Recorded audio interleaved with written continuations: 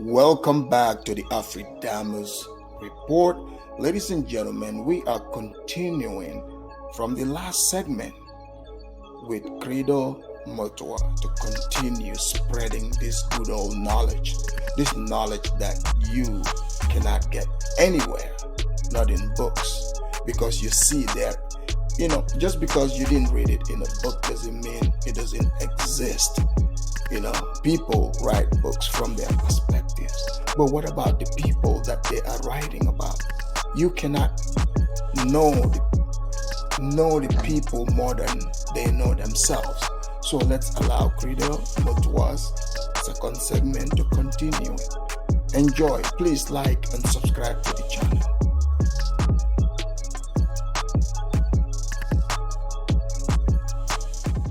Of King Shark. His mother, Nandi, she used to plan every one of Shaka's military campaigns right down to the last detail. So, everywhere in South Africa, our word for great also means female, but that is something we shall discuss at another time. So, Africa is being murdered, and a race of people which once founded some of the world's greatest civilizations is being cruelly exterminated, and our politicians appear to be hypnotized as like a little antelope hypnotized by a python. Don't our leaders know what is going on in Africa? I'm going to talk, sir. I'm going to talk, and I'm going to reveal and damn the consequences. I am not a brave man, but it's high time somebody stood up and exposed the conspiracy around Africa and her people. So let's start looking then at the force that is the common theme through all this history to the present day that's been manipulating these highly malevolent, highly destructive situations. My own research around the world has certainly focused in on the fact that there is a force, not of this world, shall we say, that is the common theme. What is your experience and your knowledge of an extraterrestrial involvement in the history of Africa?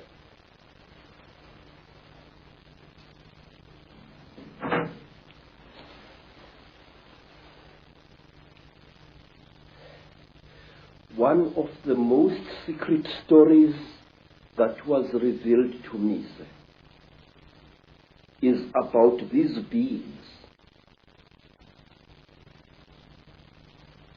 This story was revealed to me first in Barotse land, then in the country today called Rwanda, once known as Rwanda Urundi. Then I learned about this story at that time on the foothills of Mount Kilimanjaro. This is the story, a story you find throughout Africa. There was once a time when the blue sky was invisible, when the whole world was covered with mist, when you could not see the sun as it is now. You only saw it as a splash of white light moving slowly across the sky. At that time, there was an eternal drizzle every day of the year. At that time, people could not see the stars. People only saw the trees growing, trees which were very, very big. There was no desert at that time, only jungle everywhere where you went. At that time, sir, people were what we call in Zulu, Ngubili. A human being was both male and female in one body. And out of the sky one day came terrible objects. They were like gigantic bowls made of huge gleaming gold. They were shaped like bows without strings, and they were bigger than the biggest mountains. They came out of the sky, bringing great noise, black smoke, and fire with them. And out of those huge objects came them. At that time, sir, human beings could not speak. We had no gift of language at that time. And people had, however, great mental power. A man would go into the bush and, using the power of his mind, actually call out an animal which he wanted to hunt and kill for his children. And the animal would appear and kneel down before the man, and the man would kill the animal and take it home. But when the Chitauri arrived in Africa, they told our people that they were gods, and that they were going to give us human beings great gifts on one condition. We had to worship them and accept them as our creators. Some told our people that they were our elder brothers and that this earth had produced them generations ago. And they said they had come back to the green womb of their mother, and that they were going to make us into gods. What they did, they created a very strange pair of caves in the land. They dug 2 caves. In one cave was a green light, in another cave was a red light. And they drove human beings into these caves. And each human being had to choose which cave the human being wanted to go into. And those who went into the green cave came out as women. And those who went into the red cave came out as men. And then the talkers, the Chitauri, told our people that now they were perfect. But the moment the first men saw the first women, a terrible row erupted.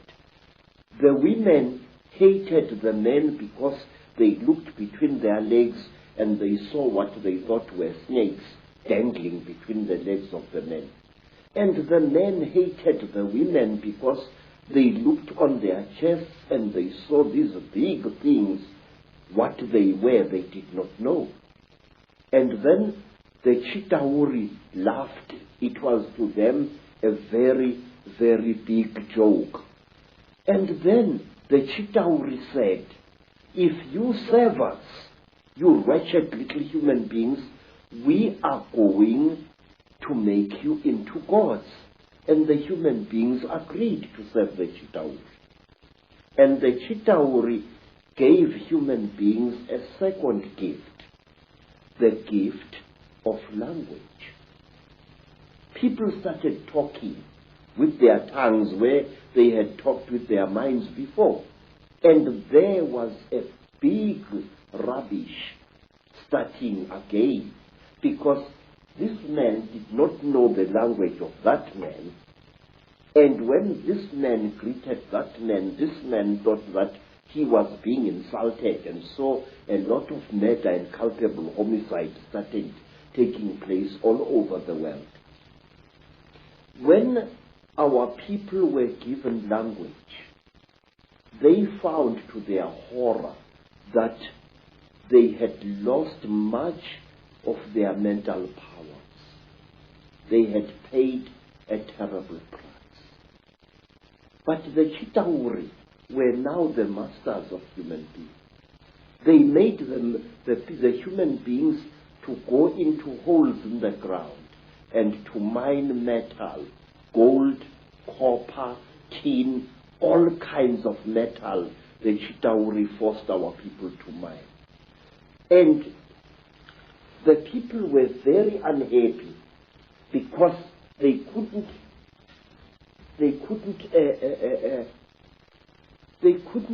cope with the new sexual differences which were there now between men and women. And then, from amongst the Chitauri came a very good female Chitauri. Her name was Mai Nzarantwari Samahongo. Mai Nzarantwari Samahongo was the senior wife of the terrible chief of the Chitauri, Umbaba Gorontwari Samahongo. She was sorry for human beings, this great reptile lady. She said to the poor people, "Ow, you are unhappy." And the people said, "Yes, great one. We go into the holes every day, we dig the stones and we bring it to the gods. But we are not happy."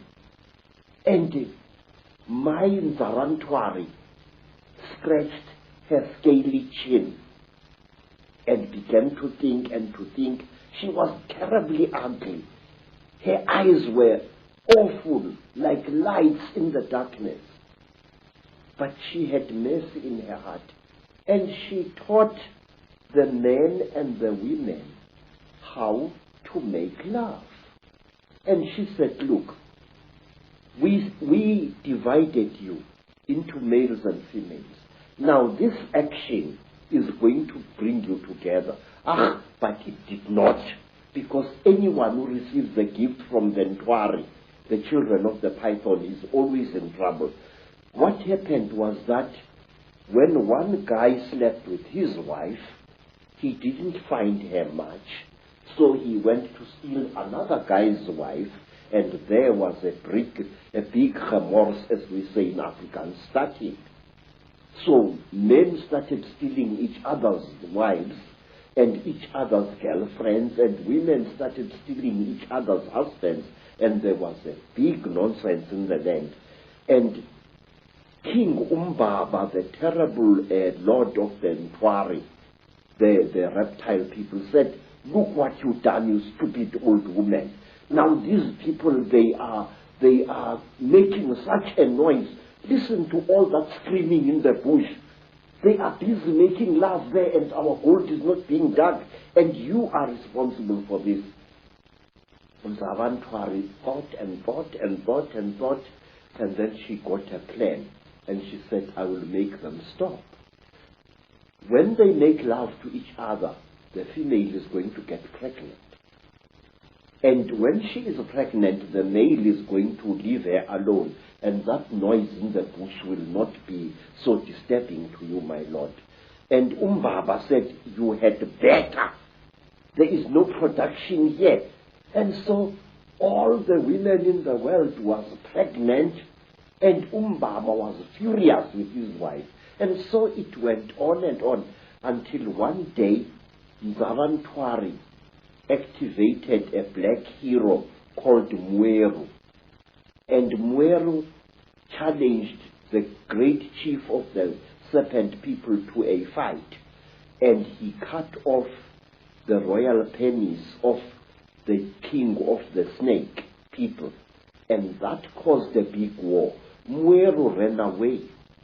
But Umbaba, the terrible chief of the people, caught him and arrested him and brought him to his village. And there, the great chief Gorontwari Umbaba said, "Look, you cut off my thing, and I have replaced it with one made of gold, and I can't make love to my wife anymore. You think too much, you wretched little human being. Now, Umbaba had a terrible nail in one of his hands, a claw. And with this claw, he drove the claw into poor Mweru's nostril, making a terrible hole into his brain, and he started drinking Mweru's brain, and then he threw away the corpse. To this day, we believe that the people, the Chitauri people, they eat human brains. And strangely enough, scientists have found skulls where the human brain has been removed and eaten by someone or something. Well, hearing you speak here, so many things come to mind. First of all, you're saying that telepathy was the key form of communication for the Chitauri, the reptilians came. Yes, sir. And I guess it's like a muscle. When you use it, it gets more sensitive and more powerful. So the more you use your telepathy, the more powerful your mind got. And then when language came, it almost brought us into this three-dimensional world and disconnected us from that mind power that we had before. Yes, sir. And it's also interesting that the story that you talk about, the language being given, and then the different languages being given. Of course, that turns up in the Old Testament, in the Bible. It turns up in stories all over the world about the fact that we were divided by language, so we couldn't communicate. And as someone who publishes books, I know today how difficult it is to communicate through books when you've got endless different languages. So it's been a brilliant form of control for a long time. Yes, sir. Even now here in South Africa, today, sir, black people prefer to speak to each other in English if they belong to different tribes. And they have even, over the many decades, black youths have even created a lingua franca of their own, which we call Tsotsi language, which is a mixture of African words and Afrikaans words. They do this in order to bridge the incredible language gap which exists between black people in South Africa. Let me show you an amusing thing, how different languages are. The language of the Xhosa people of the Eastern Cape is very similar to Zulu, but certain important words in the Zulu language, good words, are viewed as obscenities by the Xhosa people. For example, in the language of the Zulus, an ancestral spirit is called Idlozi. But if you use that word to a Xhosa, he says you are using a dirty word, because to them, Idlozi means sexual desire. And in the language of the Zulus, maize meal is known as impupu. But in the language of the Bapedis, maize meal is called bupi. And if a Zulu uses the word impupu in front of a Bapedi woman, she feels that he has insulted her, because in the Bapedi language, impupu means a woman's sexual organ. And in the language of the Mashonas, in the language of the Zulus, a mother is called mama. If I say my mother, I say mama wami. But in the language of the Mashonas, the people of Eastern Zimbabwe, the word mama means to sit down and have a crack. So one day when I said to my Mashona host, Ngikhumbule umama, which in Zulu is, I remember my mother, I'm missing my mother, the Mashona gentleman immediately took me and directed me to his pit latrine at the back of his house. Because in the Mashona way, mother is my, not mom. So you see this terrible difficulty, this subtle problem of language is a very big obstacle to communication in Africa. So we designed languages. There's another language called Fanagalo, which is a lingua franca consisting of African words as well as nonsense words and Zulu words, which was used a lot in the mines in the 1930s, 40s and 50s. So to bridge this great language gap, we have created artificial languages in Africa. But today, English is the preferred language of communication. Some say we should learn French, also another language of communication in Africa. Some of the problems of language can be funny, but it is the same situation, the divide and rule, that is actually, in other expressions, created this tremendous turmoil in Africa and other places in the world. And we're looking, from my research, and staggeringly hearing you talk, you're saying exactly the same as I've come across. It's incredible confirmation that a reptilian race from another world has been behind the manipulation of humanity for a very, very long time. Now, what do these Chitauri actually look like, the reptiles?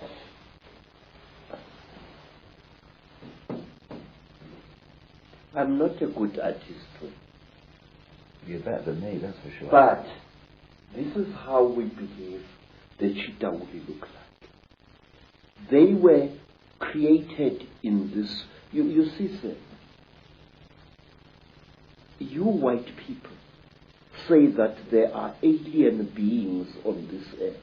No, you are wrong. The earth in which we live has produced 24 different races during its long existence. Please, this is how a Chitauri looks like. It stands about 11 feet high. It is a very slender being which seems not to have a bone structure. Its fingers have no joints. They are more as if the bones in here were flexible. Some of the Chitauri have got 3 claws with a thumb. Some have got 6 claws with a thumb. And some of the Chitauris have got horns on their heads. And what surprises me is this. Some film producers, like the producers who make the film Star Wars, often show creatures in their films which actually exist, which even the most uneducated of Africans who knows this Chitauri can identify. For example, in the new Star Wars film, what is it called? Star Wars or something like that. There is a creature who amazes me called Darth Maul. Darth Maul is a red and black being with a ring of small horns right round his head. That is exactly what the Chitauri look like. Some have got ordinary heads without any horns on their heads. These are the lesser Chitauri. But the royal Chitauri have got a ring of sharp horns all around their heads. And the very high Chitauri, like their king, Mubaba Samahongo, they have got very long horns which grow this way. Not that way like a bull, but this way like certain antelopes. Now, I just wonder where these film producers get their information from. And in one strange film, which my student called me to come and watch, the thing called Stargate 2. Mm-hmm. And in that film, there was a creature, a very slimy, cream-colored creature with heavy wrinkles on its face. It was a spitting likeness of Mubaba Samahongo, the terrible emperor of the Chitauri. Well, clearly there's a tremendous amount of knowledge of what's been going on and what is going on, which comes out symbolically through films and areas of communication like Hollywood. But the thing that I'm totally stunned the more I talk to you about this is because I've been all over the world having people give me descriptions of seeing reptilian type figures, particularly people in positions of power in the world, changing into a reptilian figure and coming back again. And what they describe seeing is exactly what the knowledge of ancient Africa talks about seeing. We're talking about the same people there, which is an astonishing confirmation. And the eyes is something that keeps coming up being described. Tell me about the eyes of the Chitauri. Say, a warrior Chitauri has got eyes like a snake. These eyes are yellowish with split pupils, and they glow in darkness. So if a Chitauri, a warrior Chitauri, one of the lesser classes, is hiding in a cave, you can see its eyes burning. But a royal Chitauri has got 3 eyes. It's got the yellow eyes, which glow in a strange, almost ice-like way, like jewels, like certain types of yellow jewels. And then they have got an eye in the center of their foreheads, an eye which doesn't close up down like a normal eye does, but which closes from side to side and which opens this way. Now this eye of the Chitauri is the eye that kills, because it can knock a man down just by the fire, the glare that comes out of it. Is this where the a constant recurring theme of the evil eye comes from? Yes, sir. Yes, sir. In fact, Mubaba, the emperor of the Chitauri, who is said to be still alive today, Mubaba has got a central eye. His other 2 eyes were stitched shut by a jealous wife. But his killing eye, the Samahongo, the terrible red eye, opens. He can even open it like this. Mr. David, I would like to share a little thing with you. It is this: the best way to protect an evil thing is to deny its existence.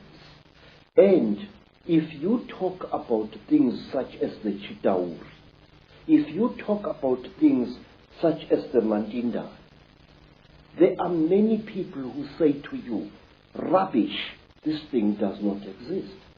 Now, in this way, this great evil is protected by being denied.